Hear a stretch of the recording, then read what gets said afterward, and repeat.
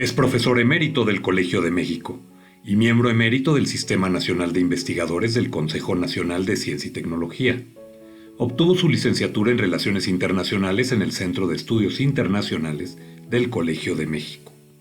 Es doctor en Relaciones Internacionales por el Colegio de México, con estancia postdoctoral en el Departamento de Ciencia Política de la Universidad de Chicago. Como profesor visitante ha impartido cursos en los departamentos de historia de diversas universidades del mundo, incluyendo la de Columbia, la Complutense de Madrid y la de Stanford. Desde 1984, su columna Agenda Ciudadana se ha publicado en diversos diarios de México. Asimismo, desde 1999 es panelista del programa Primer Plano de Canal 11. Hoy con nosotros, Lorenzo Meyer. Querido doctor Lorenzo Meyer, me da enorme gusto saludarte este día y preguntarte, ¿y tú cómo estás? Bueno, dadas las circunstancias, sobre todo la edad, que es una circunstancia inevitable, yo diría que estoy bastante bien. Mi querido Lorenzo, tenemos muchos años de conocernos, tuvimos la oportunidad de ser compañeros en Canal 11, en una etapa, para mí, pues una etapa bastante importante en mi carrera, y también para mí cuando me dan la gran oportunidad de continuar con el programa Primer Plano, del cual tú has sido un integrante destacado, histórico además, porque yo te veía en Zona H, mi querido Lorenzo, yo te veía en Zona H, estamos Eso hablando sí, hace muchísimo tiempo. fue en el siglo pasado. Fue en el siglo pasado. Pero bueno, Lorenzo, así se escribe la historia, así son estos momentos. Pero yo no quiero hablar de lo mío, quiero hablar de lo tuyo. Has sido un historiador, has sido un académico, un profesor, un columnista muy destacado, un hombre que nos ha hecho favor de transmitir la historia de México y del mundo a través de muchas cuestiones. Ya lo decíamos de la hora H misma en su momento, de tus programas, de tus columnas, de tus participaciones. Pero, estimado Lorenzo, para ti, ¿por qué la motivación de ser un historiador? Es buena la pregunta. Yo no lo pensaba aún en mis mocedades, en mi adolescencia. Y en realidad fue una concatenación de eventos que, en fin, no tienen mucha importancia. Para mí sí, pero no tiene mucho sentido ahondar en ellos. Fue mi encuentro con el Colegio de México, que yo no conocía, no tenía ni idea de qué era el Colegio de México. Fue pura casualidad que saliendo de la preparatoria, yo terminé en la Academia Militarizada México, mi preparatoria, y bueno, estaba abierto a varias posibilidades cuando me informo que existe el Colegio de México. Bueno, eso no me hubiera llamado para nada la atención, de no ser porque me dicen va a abrir un programa de licenciatura, ¿no? Y a los que ingresen les van a dar beca. Esa parte material sí me interesó mucho porque la situación en mi casa a los 17 años, yo entré exactamente a los 18 años, entré al Colegio de México, no era precisamente boyante. Y si yo podía quitarles un peso de encima, en más de un sentido, y dejarles ciertos pesos y asumirlo yo con una beca, pues no era para menos. Y lo solicité, el ingreso. Él era la primera generación de relaciones internacionales del Colegio de México. La decisión era de Cosío Villegas. El Colegio de México era muy pequeñito, pero pequeñito, y ellos ya lo veían grande en aquel entonces. En su origen, cuando empiezan las primeras pues actividades del colegio, no tenía estudiantes. Con Alfonso Reyes, él decía quién ingresaba y quién no ingresaba, pero no como estudiante. era sobre todo la parte de letras lo que le interesaba a don Alfonso, pero murió y Cosío Villegas, que era el secretario general, ya tenía entre ceja y ceja la idea de hacer de esa institución pequeña una institución también de enseñanza, de investigación y de enseñanza, de las dos cosas.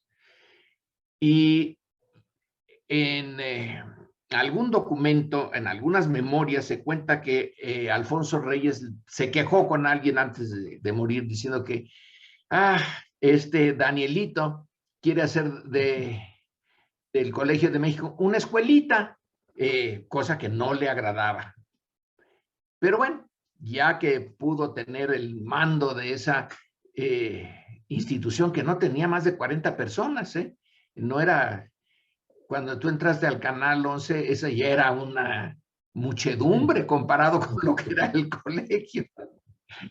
El colegio en un principio no tenía ni edificio, lo rentaba. Don Daniel consiguió dinero para hacer un edificio de 3 pisos en la colonia Roma, en la calle de Guanajuato, y pensó en una licenciatura rápida. Eso no pasa más que una vez como el cometa Halley. Pensaba en esto. Voy a abrir para una licenciatura de 3 años, porque ya van a tener licenciatura los que entren, pero son licenciaturas no aceptables. Puede ser que vengan de Derecho, puede que vengan de Economía, deben de tener dominio de idiomas, por lo menos del inglés. Tener una licenciatura, hacen esta otra que va a ser en serio, y luego irán al doctorado.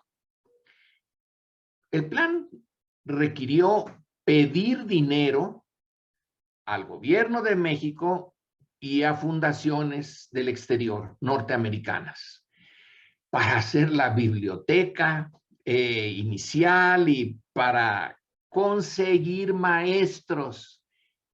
Los maestros iban a ser contratados fuera, y en efecto lo fueron, en Estados Unidos, en Europa, en América Latina. Pero hete aquí que no encontró suficientes candidatos. Cuando yo fui, me dijo, bueno, ¿y usted qué trae? Pues aquí están mis calificaciones de la militarizada, que no eran malas, pero tampoco la militarizada era realmente muy buena. Entonces ahí sí, más o menos trabajabas un poquito, sacabas muy buenas notas. Y me dijo, ¿y sabe usted inglés? Ni la O por lo redondo. Bueno, entonces no, ya, váyase. Y luego él me dijo, no, ve y pregúntale que dónde puedes aprender el inglés que él quiere para que en la siguiente generación entre. Fui, pero no esperaba entrar ya ahí, porque se sabía que no era reclutamiento anual, sino iba a ser cada 2 años, porque eran grupos muy chiquitos y el colegio mismo no cabíamos muchos. Y recibí un día un telegrama donde dice, preséntese. Bueno, pues ahí entré. Esta fue una licenciatura en Relaciones Internacionales con mucho énfasis en historia contemporánea. Ese era el tema. Historia de la política exterior de Estados Unidos, de la Unión Soviética, de China, de India, de Europa Occidental, muy poco de Europa Oriental. Era la Unión Soviética, pues era el centro del imperio. Bastante de América Latina, un poco de economía. La economía nos la dio al principio Víctor Urquidi, que me pareció una clase espléndida, me abrió muchísimo el horizonte. Algo de derecho, pero era sobre todo historia contemporánea. Para ver a la India trajeron un profesor de India, para ver a Pakistán, un profesor de Pakistán, para ver a Japón y China, un japonés, para ver a Estados Unidos, un norteamericano, para ver a Europa, varios europeos. ¿Te imaginas eso en el México de los 1960s? Y pues mi inglés era como de legionario. Me mandaron al Instituto Mexicano-Americano de Relaciones Culturales, que ya desapareció desafortunadamente, pero era muy bueno. Tenía una técnica buenísima. Cuando los norteamericanos en la Segunda Guerra Mundial necesitaron que los nativos supieran inglés en las tierras por donde ellos iban, inventaron una fórmula para aprender inglés como niños. No, nada de gramática, nada de los verbos se conjugan así. Un niño, ¿cómo aprende el idioma? Claro, imitando, escuchando. Claro. Sí, exactamente. Y ni modo, el inglés entró a fuerza. De ahí pasé al doctorado. Muy pocos se inscribieron en el doctorado y en realidad nada más lo terminamos dos, un paraguayo y yo.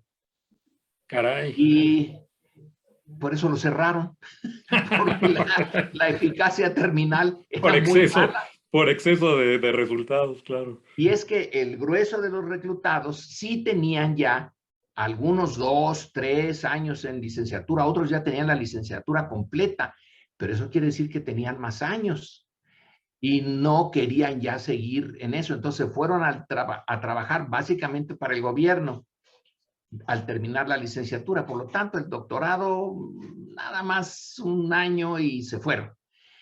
Pero también el colegio logró, primero, que viajáramos a Estados Unidos en camión. Aquello fue del Distrito Federal a Nueva York, para mí, no, a Washington. Esa fue, yo no había salido nunca, Acapulco era lo más lejos que había yo llegado. Así que, úfale, entrarle al gran mundo, vámonos. Y en camión, y luego, ¿y dónde te bañabas? Y bueno. ¿Varios días o qué? Claro. Una semana para llegar ahí. Y luego se organizó un viaje a América Latina. Y finalmente, ya en el doctorado, un viaje al África. El mundo se me abrió de una manera impresionante, pero mi foco era historia, política, contemporánea. De allí me fui a Chicago, entré al programa de doctorado. Se me dijo, usted no va a sacar el doctorado, usted va a sacar los cursos de ciencia política que no tuvo en el Colegio de México. Y ahí me eché, déjame ver, eran 9 cursos, 9 por 3, 27 cursos en Chicago, que era una universidad, supongo, muy competitiva, muy chiquita entonces, tenía apenas 6,000 estudiantes. La experiencia en un campo de trabajos forzados y esa yo creo que era más o menos similar. Entonces ya llegué a México pensando en hacer una segunda tesis de doctorado, pese a que me dijeron que no, pero José Villegas ofreció una participación en la historia de la Revolución Mexicana, que iba a ser la continuación de una que él dirigió, pero que ya no estaba en posibilidades por la edad de seguir con ese ritmo, que es la historia moderna de México. Entonces se hizo esa historia con veintitantos tomos. Y a mí me tocó el Maximato, 1924 hasta, 1928, perdón, el asesinato, la salida de, el término de Calles, el asesinato luego de Obregón, y el principio del cardenismo. Yo quería el cardenismo, dije, no, el cardenismo, pero donde gobierna capitano, manda el marinero. Entonces a mí me dejaron uno que nadie quiso, que era ese de Calles como jefe máximo. Fíjate lo que son las cosas, Lorenzo. El abuelo de Maru, mi esposa, fue el telegrafista, don Luis Farfán Ramírez, fue el telegrafista de Plutarco Elías Calles. ¿En qué época? Pues, ¿qué años? Yo creo que eso ha de haber sido por el 25, por el 26. Cuando era presidente ya. Sí, Calles fue 24, 28, ¿no? Sí. Sí, ya era presidente. O sea, ha de haber sido 25 en el guanajuatense, don Luis. Esto ha de haber sido, sí, en el 25, 26 más o menos. Tenía el conocimiento de un montón de secretos de No, bueno, pues de la imagínate. presidencia, ¿eh? Y, pues, bueno, Porque tú imagínate, fueron los años aquellos en donde, bueno, a ver, si Calles siguió siendo presidente sin serlo, ¿no? Cuando la época de los cristeros. Lo que pasa es que don Luis Farfán, imagínate, pues guanajuatense, salmantino, la época de los cristeros por allá también fue una época importante, ¿no? sí, a Calles, bueno, la guerra cristera se inicia con Calles. Él fue en realidad fue un poco provocada por Calles, pero el tema de fondo era inevitable. La iglesia seguía teniendo una influencia política grande. Se la habían quitado los liberales de la época de la Reforma y la Constitución del 57, los liberales juaristas.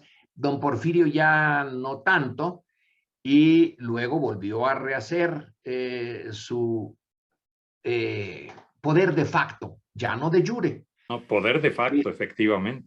Pues tú Y acuérdate en ese pacto justamente con Gorospieta, ¿te acuerdas? El general el Gorospieta. general Gorostieta, que no era particularmente católico, ¿eh? No, no, No no, era para nada. practicante católico, era un militar de carrera que había, cuando licenciaron al Ejército Federal en 1914, pues él se fue a vender, que no sé si seguros o algo así, por Monterrey, y el liderazgo urbano de los cristeros lo contrató, pero los cristeros de veras, eran más bien rurales. Sí, claro, claro. Más bien la instrucción militar que podrían haber obtenido, Gorospieta la aportaba, ¿no? Según entiendo. Pues más que instrucción militar, las tácticas y la estrategia. Ya la instrucción, déjate de que flanco derecho, flanco izquierdo, saluden, Sí, saluden. etcétera. Esa ya no.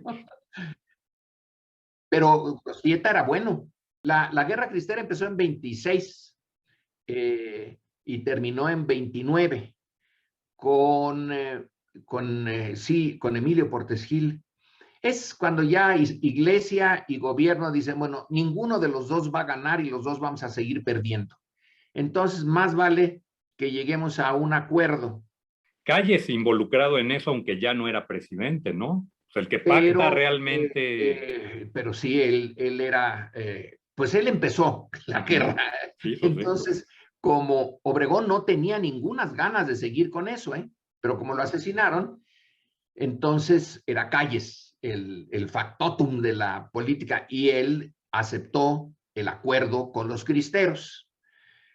Y la iglesia, el Vaticano, los norteamericanos, el embajador Dwight Morrow fue parte de esto, tenía una relación personal con el embajador norteamericano en el Vaticano. Y entonces en esa cadena de relaciones y de influencias y de presiones se llega a ese acuerdo. Ahora, los únicos que no entraron en el acuerdo fueron los cristeros. Sí, A esos los dejaron. como el chinito. Alguien debió de decir, oigan, y los cristeros, Chihuahua, es cierto, ya llegamos a un pacto en la cúpula, pero había una genuina movilización cristera ahí en tu estado, y en el Bajío. Todavía hay túneles en Irapuato, Guanajuato, lo que yo denomino el Manhattan del Bajío, la máquina del progreso. En Irapuato todavía hay túneles, mi querido Lorenzo. Todavía hay túneles de la Revolución Cristera. Están tapeados, pues, pero existen los túneles de las iglesias. Se conectaban, pues, el Templo de la Soledad y todos estos se conectaban todavía por ahí para muchas cosas. ¿Estás seguro de que eran por los cristeros o porque andaban buscando minas y plata y todo? Yo creo que andaban por los dos lados. Siempre el pretexto era uno y la finalidad era otra, como siempre en la historia. Pero yo creo que era por ahí. Oye, pero te interrumpí en el tema de que a ti te toca... El maximato. Y ya de ahí ya me quedé en el tema de historia política de México, y creo que me sirvió mucho mis 3 años de ciencia política en Chicago para darle más, digamos, más amplitud a mi visión sobre la política. Y después primero, historia política contemporánea, que eso fue la primera generación. Ya no es así en el Colegio de México, ¿eh? Ahora hay mucha estadística, hay mucha ciencia política y administración pública, y de historia política yo creo que mi centro anda, ya la desechó. Pero a mí se me quedó. Entonces me dan esa encomienda junto con Rafael Segovia, que era un profesor ya antiguo del centro, pero en realidad pues me clavé yo en eso por 3 años. Y cuando terminamos, se publicaron, son 20 y tantos tomos, no se publicaron tal y como se había querido porque algunos no cumplieron. Entonces, se tardó, los del colegio sí, todos cumplieron, pero también se pidió a gente de fuera para dirigir ciertos tomos. Pero en fin, el punto es que ya me quedé en esa área, ya no intenté salirme de ella y sigo en ese tema de la historia política contemporánea. Ahora, a esta edad, donde ya estoy a unos meses de cumplir 80 años, me pongo a leer bastante del siglo XIX y algo de la colonia, pero no dejo lo que fue mi origen, que es la política internacional. Entonces, en eso sí sigo metido. A mí me apasiona siempre escucharte cuando das tus conferencias, presentas tus libros, cómo te remites al siglo XX, fundamentalmente el siglo XX, para poder entender un poquito lo que está pasando. Me refiero a lo que estamos viviendo ahora, este tema de la cuarta transformación, para que cualquier mexicano de a pie, como tu servilleta, pueda entender el tema de la cuarta transformación. Pues tenemos que entender pues, cuál fue la tercera, cuál fue la segunda, cuál fue la primera, de dónde viene ese origen, quisiera pensar yo. Para ti, ¿qué significa la cuarta transformación o por qué el origen de esta cuarta transformación como bandera probablemente de un gobierno, ¿no? Para mí son 2 asuntos, 2 niveles. En primer lugar, desde joven y cuando estaba yo ya en la preparatoria, me interesó la Revolución Cubana. Me interesó desde antes de que triunfara Fidel Castro. Yo vivía, bueno, yo soy de la Ciudad de México, pero mi familia se trasladó por un error histórico al campo. Y llegaban de todas maneras un periódico y el Life Magazine, y ahí la entrevista de un señor Matthews con Fidel Castro en la sierra, pues me interesó muchísimo. Yo tenía una gran simpatía desde adolescente por la Revolución Mexicana. Luego viene la Revolución Cubana. Entro al Colegio de México y me encuentro con un grupo minoritario de mis compañeros que podían tener una orientación de izquierda, de centro izquierda.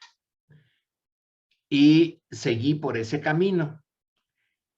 En la Universidad de Chicago, que en materia de ciencia política no son los Chicago Boys, esos sí son la derecha, derecha, derecha, los de Milton Friedman, que por ahí lo veía yo pasar, un profesor chaparrito, pero muy influyente. Y entonces mi posición es de simpatía por la izquierda en el sentido, no es una visión estrictamente marxista, soy ecléctico en eso. Sí, tomo del marxismo partes, me parece interesante, pero no es ni ahora menos, pero llegó un momento en que si tú no habías leído El Capital y no entendías el capítulo tal y el concepto bien de plusvalía, etcétera, tú no valías si no entendías la plusvalía. Y intenté unas relaciones con grupos de izquierda sobre todo en la UNAM, pero no me pelaba. Yo venía de Chicago y por cierto, algunos de estos líderes de entonces, vieras cómo se acomodaron con el neoliberalismo. Y bueno, les fue conveniente, les fue conveniente. Y ahora ya vuelven a ser críticos del neoliberalismo. Señor, son los tiempos y movimientos, dicen en algunas clases. Me quedé un poco solo en el Colegio de México, porque el Colegio de México no es de izquierda, ¿eh? Tampoco es de derecha, es un punto intermedio, pero te dejan trabajar lo que se te dé tu gana. Y la libertad de cátedra es completa. Entonces, siempre me sentí como un opositor y un crítico de el sistema desarrollado por el PRI. Cuando llegó ese personaje que tú conoces mejor que yo, que es Fox, yo le tenía enorme simpatía. Sabía que era de derecha. Bueno, pues es de derecha, pero ¿qué le hacemos? Es demócrata. En mi visión, eso se fue diluyendo muy rápido. Y yo encuentro que más bien el antiguo PRI y las antiguas formas absorbieron a Fox. Y no hubo cambio. El cambio que yo esperaba, no un cambio de lucha de clases, ni de que el capitalismo se lo llevara el diablo, ni nada por el estilo, pero simplemente de que fuera una atmósfera democrática. Yo no estaba en México en el 68, estaba yo en Chicago, pero el impacto fue grande. Y en el 71, afortunadamente llegué tarde al Cine Cosmos, y nada más oí los balazos pasando por encima, porque se oye muy clarito el zing de las balas, y al suelo todos. Entonces, esa represión ya la vi más de cerca. Mi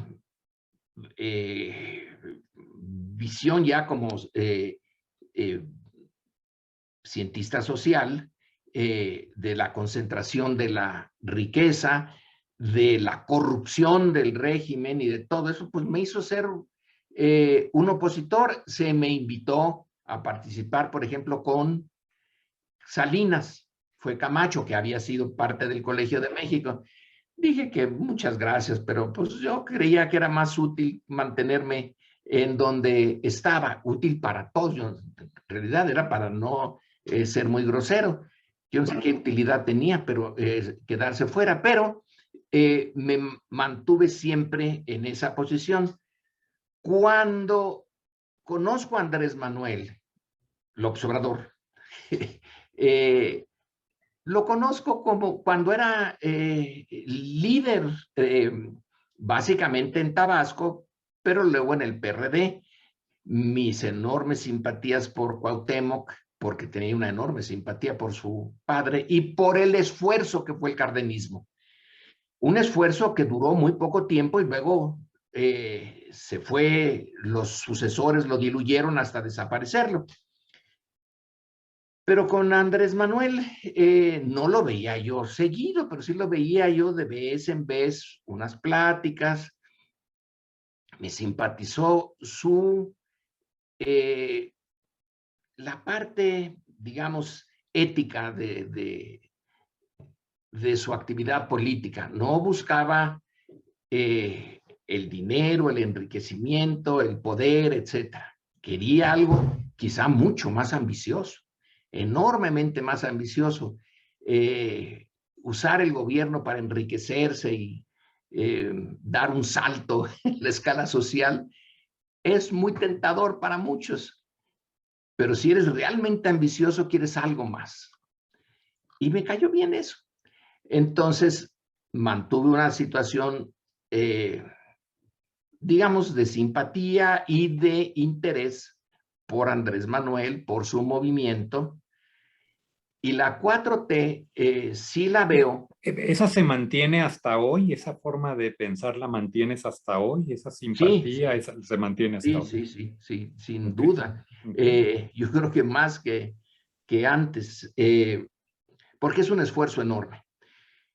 A mí en fin, me gusta citar a Maquiavelo cuando en un capítulo, el capítulo 5 del Príncipe, dice que la parte más difícil de la política, la más complicada, esa que yo digo que Fox nunca le entró, es intentar cambiar la naturaleza del sistema, que llegas de nuevo, como un líder que no tenía antes cabida allí. Llegas y eres el nuevo príncipe, quieres cambiar y asentar tu poder. En Maquiavelo es todavía bastante, pues, no es revolucionario, desde luego, pero es interesante. Dice, no hay tarea más difícil que esa. En política lo más, y no es fácil de todas maneras, lo más conveniente es acomodarse a los tiempos y más o menos por donde va la corriente, sabiendo negociar, etcétera. Pero enfrentarte a la corriente, eso requiere todas las habilidades posibles del político y quién sabe si salga. Su razonamiento es muy simple, pero muy profundo. Tienes que enfrentarte a los intereses creados por el antiguo príncipe, llamemos por el antiguo régimen. Y a la hora de ir haciendo las cosas, tienes que enfrentarte a quienes fueron tus seguidores, porque muchos de ellos se van a sentir traicionados. Ah, pero si yo esperaba estar en el gabinete, yo esperaba que me llamaran, yo esperaba que me dejaran un lugar importante aquí. No, no me dejaron, estoy en contra. Nombres, se me ocurren varios. Sí, me vienen a la mente, pero los dejamos para otra ocasión. No tiene sentido. Entonces tienes dos enemigos, los naturales, que son todos los intereses creados que afectas, más los que estuvieron contigo. Los resentidos. Los resentidos. Y la necesidad de cambiar en este país es, a mi juicio, evidente, debía de ser evidente para todos. Por un lado, sí, esa enorme corrupción. Esa corrupción es enorme. Ya, ¿para qué lo discutimos tú y yo? Pues hay miles de ejemplos y algunos muy profundos. Y la necesidad de enfrentarte a la acumulación creciente, sistemática de la riqueza, que significa tener una nueva oligarquía, quizá hasta más, en términos relativos, más fuerte y más seria que la que tuvo el porfiriato. Entonces, bueno, ¿y para qué la Revolución Mexicana? Bueno, sí disolvió una oligarquía, pero su autoritarismo mezclado con la corrupción propició la existencia de otra. Cualquier intento de cambiar esto, y sobre todo si no es un intento revolucionario, porque ese es el reto. Ese es el gran reto. En la primera, segunda y tercera transformación. Ha habido sangre, ¿no? Corrió mucha, más de la que el grueso de los mexicanos aprecia. El 15 de septiembre lo celebramos y es un gran jolgorio, una gran alegría, pero lo que fueron esos 10 años que siguieron es una serie de matanzas y de brutalidades. Fue muy costosa. Y luego la colonia medio siguió después de eso. Las instituciones, las formas, las estructuras de clase. Viene la reforma. Ataca sobre todo al otro poder que estaba allí, que venía de la colonia y que además estaba retrasado en su propia evolución, que era la iglesia, y no quería modificarse, cuando en Europa y en otras partes ya más o menos había tenido que aceptar que la modernidad requería cambios. Aquí no, era una iglesia bien dura y muy conservadora. Entonces viene la reforma, también corre sangre a raudales, y tenemos el porfiriato, la República restaurada y una gran concentración de la riqueza. No es nada más la de la tierra, aunque esa fue la más importante. Pero hay una oligarquía mexicana y extranjera muy profunda. Viene la revolución, hace tiene más o menos un programa, que es antes de la revolución soviética. No tiene una gran ideología, afortunadamente, creo yo. No se compromete con una ideología y una dureza. El estalinismo es el ejemplo terrible. Y don Lázaro Cárdenas, pues es el que lleva más adelante esto, pero eso fue debido a un golpe de Estado interno. Cárdenas no se... ¿A Calles? ¿A Calles? A Calles. Cárdenas se suponía que iba a ser un obediente servidor de Calles en la presidencia, como había sido Lardo Rodríguez y como había sido, pues, Portes Gil y, en fin, los tres presidentes que en realidad eran administradores del callismo. Pero viene la Segunda Guerra Mundial y viene una enorme resistencia de la derecha, porque Almazán estaba a punto de lanzarse por la vía de las armas para acabar con el cardenismo. No lo hizo, en parte Estados Unidos no lo alentó, porque en ese momento Franco había ya triunfado en España y todo hacía suponer que si en México la derecha llegaba para deshacerse del cardenismo, lo haría por la vía franquista. No creo que estuviera tan desencaminada esa idea. Y a Estados Unidos no le interesaba tener un Franco al lado, de vecino. Pero se va diluyendo el contenido social de la revolución y va a desarrollarse una nueva estructura económica, sobre todo después de 1982, que concentra la riqueza mucho y la corrupción. Entonces, la cuarta transformación, que no es un movimiento comunista, como le acusan ahora los Claudios y otras, no tiene una ideología precisa, tiene una motivación política y ética, y es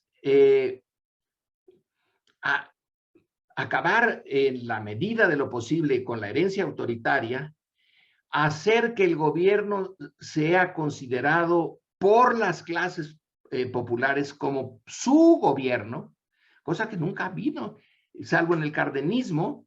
Todos los demás, las clases populares, los han visto con mayor o menor simpatía, pero como algo ajeno. El gobierno colonial, pues, era el gobierno del monarca.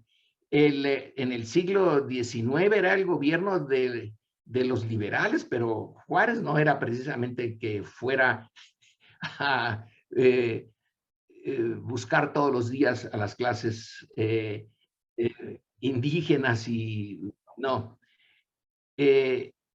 Entonces, yo veo la 4T como ese esfuerzo que no va a poder llevar a cabo su proyecto tal y como lo plantea en su discurso Andrés Manuel, pues para mí es obvio, pero el esfuerzo vale la pena. Es como cuando tú tienes un modelo ideal de algo.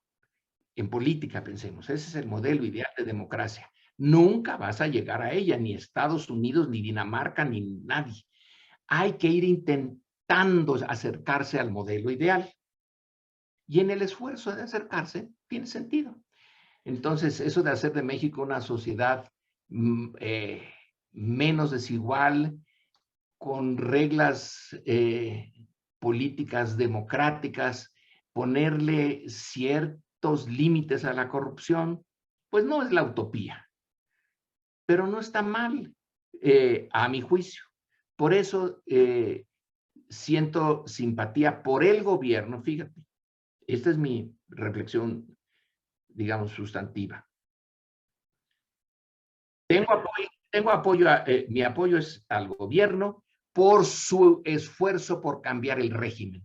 Para mí, el enemigo es el régimen, y el régimen es no solamente el gobierno, sino los intereses económicos, los cacicazgos. El régimen es el gran todo y el gobierno es solamente una parte. Y Andrés Manuel no tiene ni siquiera el control del gobierno, con un todo. Está por un lado la Suprema Corte, está por otro lado el Congreso, están algunos gobiernos de oposición. Entonces, con una parte del gobierno como instrumento, está tratando de cambiar algo del régimen. El propio Francisco Villa soñaba con un México extraordinario, ¿no?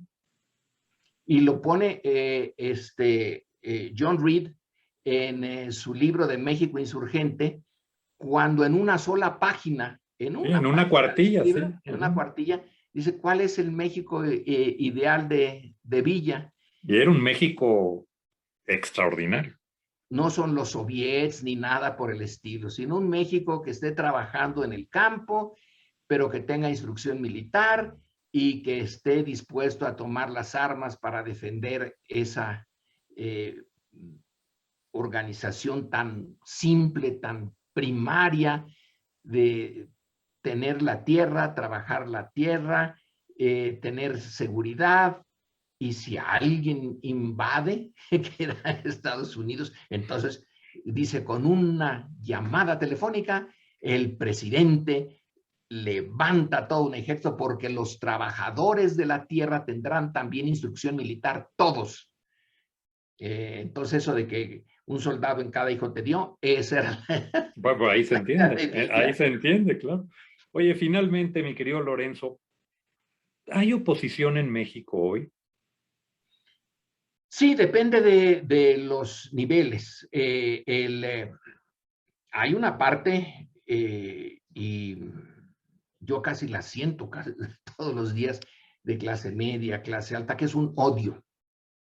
Odio al liderazgo. El liderazgo de la 4T es un liderazgo carismático. Sin ese no se entiende. No es un líder cualquiera. Y ahí tiene uno de los talones de Aquiles, que no hay quien le suceda a un líder carismático. Es difícil heredar eso, ¿no? No lo puedes heredar. No lo puedes heredar. Pero el odio sí une. No lo tengo aquí, lo acabo de devolver a mi biblioteca, un libro sobre el odio. Y hay una mentalidad, sobre todo en la derecha, que odia el hecho de que las clases populares se sientan iguales al resto.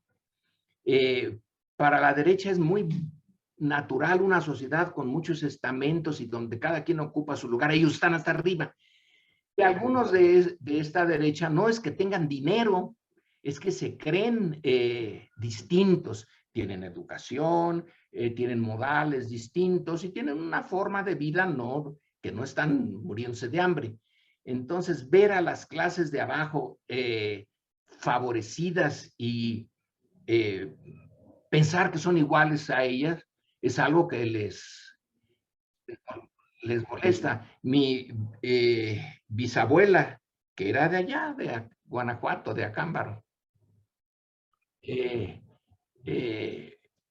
tenía un dicho: aunque todos somos hechos del mismo barro, no es lo mismo bacín que jarro. Bueno, eso puede ser una divisa de la derecha. Un barro, un jarro y un bacín. Entonces, sí, hay una oposición, pero no está articulada en un partido que sea hasta ahorita competitivo en las urnas. Y es que las urnas no tenían sentido. ¿Por cuánto tiempo las urnas no tuvieron sentido? Es hasta muy reciente. Todavía estamos, hasta yo estoy asombrado, las urnas sirven, santo Cristo, ¿quién me iba a decir? Mi visión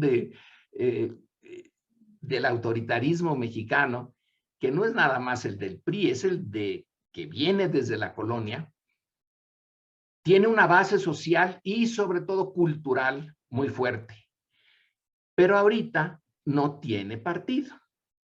partido igualmente fuerte. Uno puede decir, bueno, pues está en Morena tampoco, está hecho un desgarriate Morena, con la única diferencia que tiene el poder, pero sí es. Eso te iba a preguntar y eso me preocupa un poco, me preocupa en el sentido del análisis, yo no soy de Morena, pero me preocupa en el sentido en donde efectivamente a mí me da la impresión que el liderazgo, el gran liderazgo, ese factor de comunicación y ese elemento de comunicación que tiene el presidente López Obrador, pues en ello circunda y se sustenta una gran fuerza de Morena.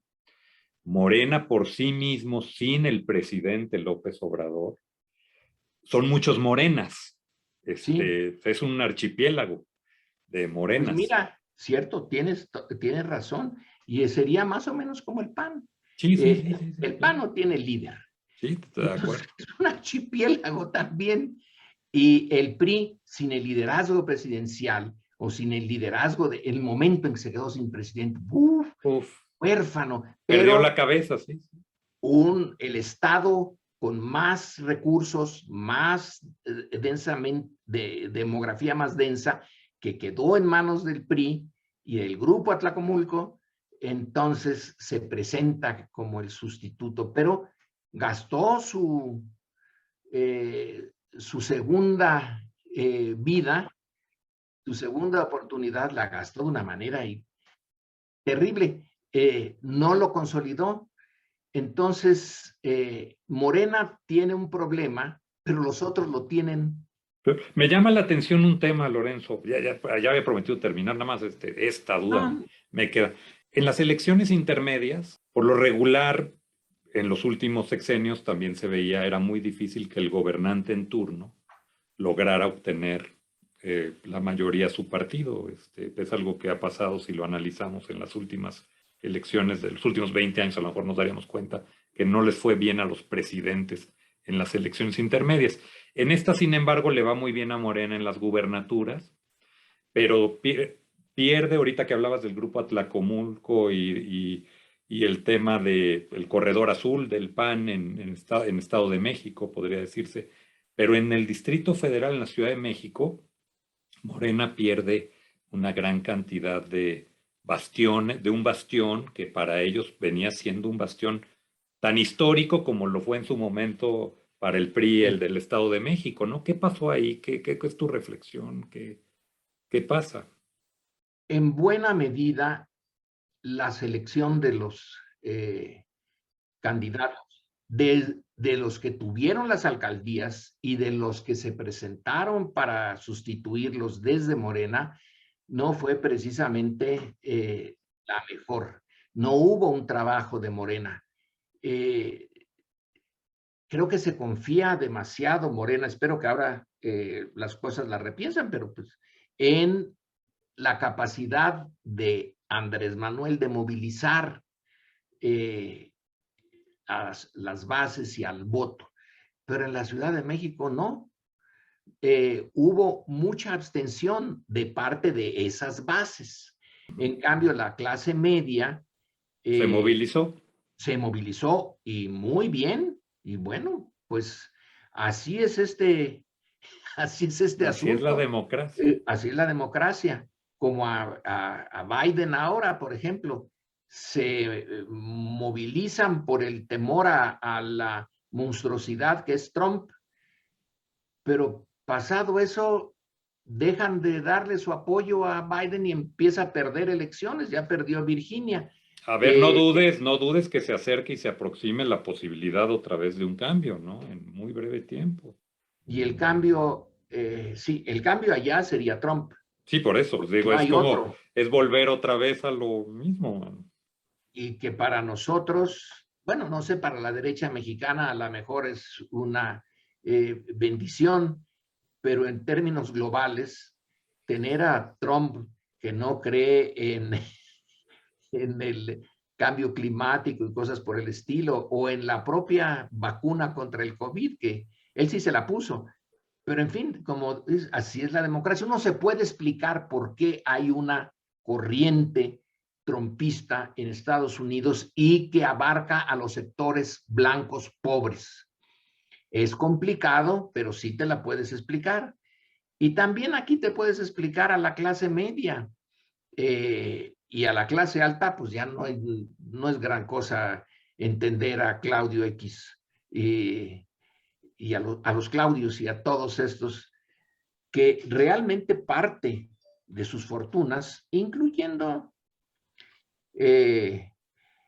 a los que directamente no tienen concesiones mineras, ni cosas por el estilo, ni telefónicas, pero es su relación con el gobierno. No hay una gran fortuna en México, pero grande, que no se explique en parte por la relación con el gobierno. Y si tú interfieres con los canales ya muy establecidos, los ductos que van del gobierno al gran capital y por donde fluyen en ambas direcciones demandas y recursos, pues no entiendes buena parte de lo que ha sido México en los últimos años. Y si interfieres con esos ductos, aunque no los cortes del todo, si interfieres, estás metiéndote en Son un... fuerzas, ¿no? Son fuerzas reales, existentes, ¿no? ¿Qué pasa? Me llama un poco la atención. Yo no tengo duda, y fíjate lo que voy a decirte, mi querido Lorenzo. Yo no tengo duda, un día el presidente Peña, yo recuerdo aquel día que dijo, ningún presidente amanece con el deseo, y perdón la palabra, dijo, de joder a México. Yo llego a creerlo, ¿eh? Yo llego a creer que ninguno de los presidentes que hemos tenido amanece con esa motivación. Yo creo que cada uno de ellos amanece con el deseo de llevar a cabo su proyecto, su visión, implementarla con todo esto que nos has hecho favor de explicar. Pero, por ejemplo, el presidente, a mí hay mucha gente que me dice, el presidente López Obrador realmente tiene un espíritu de combatir la corrupción. Y en el tema de este combate a la corrupción, veo a las grandes licitaciones públicas que se hubieran hecho para las grandes obras de México. Hoy veo que muchas no se licitan o que se ha deformado un sistema que existía, yo no quiero decir si bueno o malo, de una contraloría, ¿verdad? Que revisaba y tal, porque es obvio, a los niveles de corrupción que ha llegado el país, pues es obvio que algo no se hacía bien, ¿verdad? O que el mecanismo era perfectible, diría yo.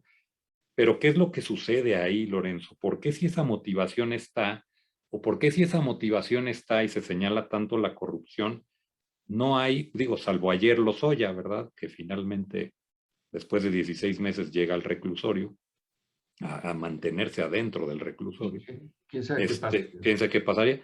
Pero si es esa intención, ¿por qué sucede eso? O sea, ¿por qué quitar esas o no apostarle mucho más a la transparencia, a ese tipo de cosas? ¿Por qué eran mecanismos que no funcionaban o por qué será Mira, la razón? yo no puedo responder Y como él, lo sé. Claro. como él, entre otras cosas porque no lo he visto. Desde que llegó a la presidencia no he tenido una sola plática con Andrés Manuel. O sea, lo veías mucho más antes de ser presidente que ahora. Más. No, Tampoco lo veía mucho, pero no, sí lo no, veía. pero cuando Y sí podía yo conversar con él y hasta invitarlo a la casa y cenar y por horas desde que llegó a la presidencia, no. Y entre otras cosas, supongo que es porque no tiene tiempo. Y el tiempo aquí es un elemento importante. Hay un pequeño libro de Juan Linz, un politólogo español que finalmente desarrolló su carrera en Estados Unidos, creo que en Yale, en la Universidad de Yale, que es sobre el tiempo y en política. Dice, la misma decisión tomada en dos tiempos distintos puede tener resultados hasta contraproducentes. Andrés Manuel tiene muy poco tiempo, porque a diferencia del montón de cosas que se salieron desde la derecha, no tiene en su horizonte reelegirse.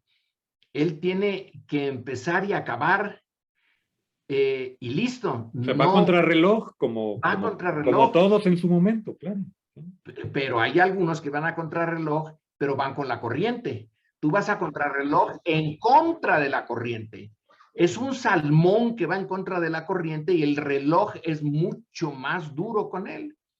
Entonces, yo supongo que muchas de estas obras las tiene que hacer con una gran rapidez. ¿Por qué?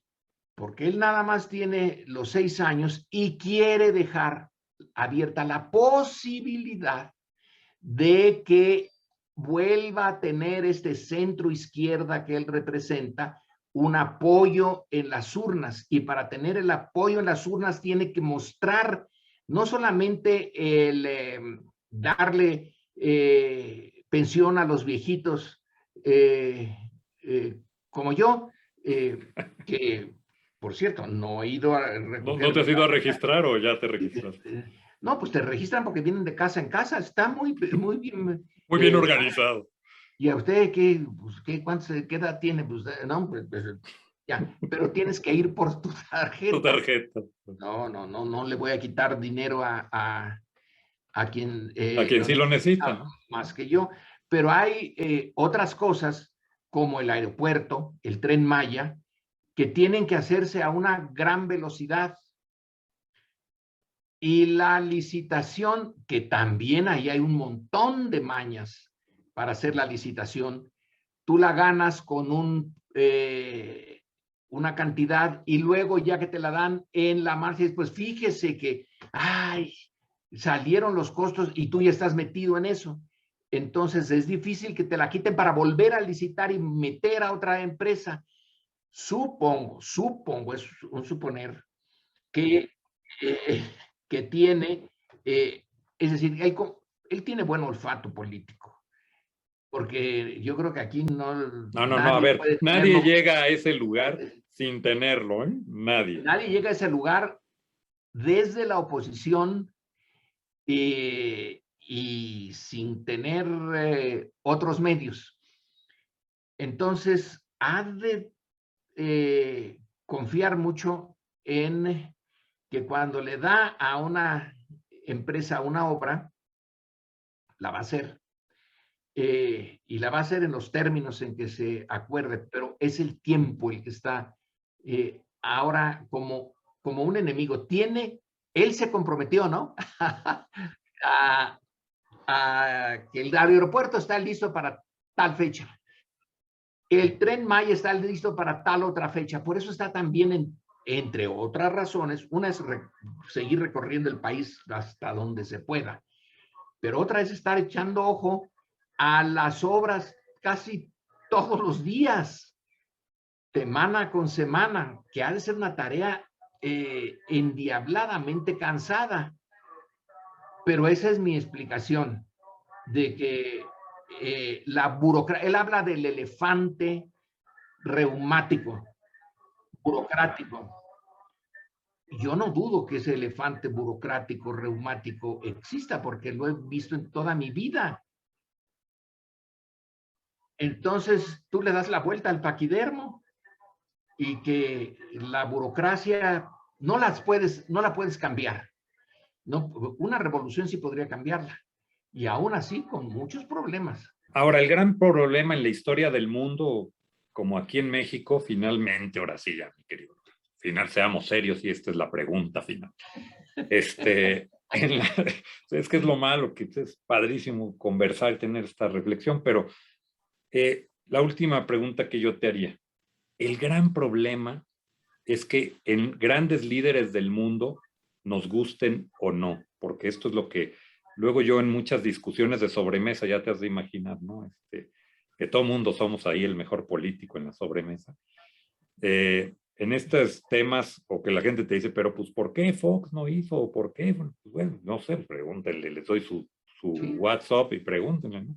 Pero la verdad es que cuando ves tú todo esto a toro pasado, y en esta intención que yo te decía, que yo sí pienso que los presidentes de la República llegan con el mejor espíritu para implementar un proyecto que ellos consideran es el mejor para el pueblo, tienen un gran problema. Estos grandes liderazgos mundiales, nos gusten o no los que sean, nunca han podido trasladar ese liderazgo. O sea, no es como llegar al súper y decir, deme medio kilo de liderazgo, de imagen, de fortaleza. Ah, sí, señor, aquí lléveselo. ¿Lo quiere para llevar o se lo come aquí? No es así. Ese es un grave problema. Tú ves hoy en día liderazgos suficientes para poder suceder a un liderazgo como el que hoy tenemos, sea del tipo que A un sea. liderazgo como el de él, no. Y aquí uso al usado Max Weber, que es el teórico del liderazgo carismático, de ese que se salta las trancas de la normalidad y tiene un liderazgo porque se confía en él, porque hay una cantidad de gente que confía en él, porque es él, no porque sea el presidente o tenga tal o cual puesto, por él. Y no lo veo. No lo veo, pero ningún país puede decir, oiga, pues no tengo Sí, liderazgo, no voy a jugar porque no tengo con quién, ¿no? lo cerramos, ¿no? Van a ser los que haya, que puede ser Claudia, que puede ser Marcelo, que puede ser otro que presente Morena. Monreal no lo ves, a Monreal no lo ves. Pues sí, también, ¿por qué no? Pues ya puedes en eso, sí, también. Pero tampoco lo veo en el PAN. No, pues es lo preocupante, a ver, pues es lo preocupante. Y en el PRI, bueno, en el PRD ya no vale la pena, eso ya es un chiste. El PRI no da, y el PAN ahora con el liderazgo que tiene, santo Cristo, estamos fritos, pero tiene que haber, muchos también se forman ante la urgencia, la necesidad, Sí, puede surgir alguien que no estemos viendo también de repente, que digo, los por tiempos ejemplo, luego. el general Cárdenas, cuando se le nombra como candidato del Partido de la Nacional Revolucionario, salieron varias caricaturas pensando en Pascual Ortiz Rubio, y como tenía un rostro un poco así gordito, etcétera, se le pone la figura de Cárdenas como un nopal, como el nopalito que le decían a Pascual Ortiz Rubio. ¿Por qué? Por baboso. Entonces le pone a Cárdenas con el nopal y mira que salió. No era, no era un líder carismático. No llegó ahí porque es como el general Obregón, que ese era el último que tenía algo que podemos llamar carisma. Y de repente se engríe, como se dice en el rancho. Se crece al castigo. Se crece al castigo. Y es un líder que le da y que se deshace de calles en una semana. El jefe máximo de la Revolución Mexicana lo agarró, lo chamaqueó y, y bueno, puede ser que salga un liderazgo a la altura más o menos de las circunstancias, que ahorita no lo vemos. Yo no lo veo. Pero tampoco doy cerrado. Tiene que haber candidatos, pues, para 2024 y tienen que haber varios. Y a mí me parece que lo interesante es que estas elecciones, espero que así sea, va a ser difícil hacer trampa, hacer los peculiares movimientos que se hacían en el pasado para que, pues Oye, fíjense, pero a ver, tenemos un problema. Houston, tenemos un problema. Houston El tuvimos un problema. narcotráfico, Lorenzo. Pero el narcotráfico no quiere el poder político. No, pero no inhibe a la ciudadanía, El, no. el narcotráfico lo que busca es control territorial y no de todo el territorio. A algunos territorios no le importan. No reta al gobierno en su conjunto y menos al Estado. Él quiere que lo dejen en paz y a sangre y fuego controla un territorio. Pablo Escobar sí, en Colombia sí llegó a pensar en... Sí, sí, me acuérdate cuando se postula y llega aquella vez al Congreso, ¿no? Y le y paran los tacos ahí directamente, se para un valiente que murió lamentablemente. Se para y le digo, dice, usted no tiene nada que hacer aquí, ¿no? ¿murió lamentablemente o murió naturalmente? Bueno, O naturalmente. murió naturalmente, murió, sí, más bien. Todavía no llegamos a eso. Y tampoco la presencia de ser vecinos de Estados Unidos no podría, simplemente no podría tolerar eso. Pero sí, sí, el narcotráfico es un elemento político decisivo a nivel local, pero a ese nivel, al nivel macro nacional, creo que no hemos llegado ahí. Y ni Creo, esperemos ni llegar, ¿no? esperemos no llegar. Sí, que no es cosa menor, que no es cosa menor. Muy bien, mi querido Lorenzo. Oye, pues agradecerte tu generosa plática, conversación, pues tu amistad, la verdad, siempre te he tenido gran aprecio, gran reconocimiento. Gracias, Juli. Para mí fue un gusto estar contigo en este tipo de intercambio de ideas. Así que yo también te doy las gracias. Muchas gracias, mi querido Lorenzo. Pues estemos ahí al habla. No, no, espero no nos volvamos a ver dentro de otros 18 años que tenemos. Oye, decíamos, hace algunos días que no nos vemos, sí, 18 años. 18 años. No, no, la verdad es que fue menos porque ya estoy como el clásico, no menos.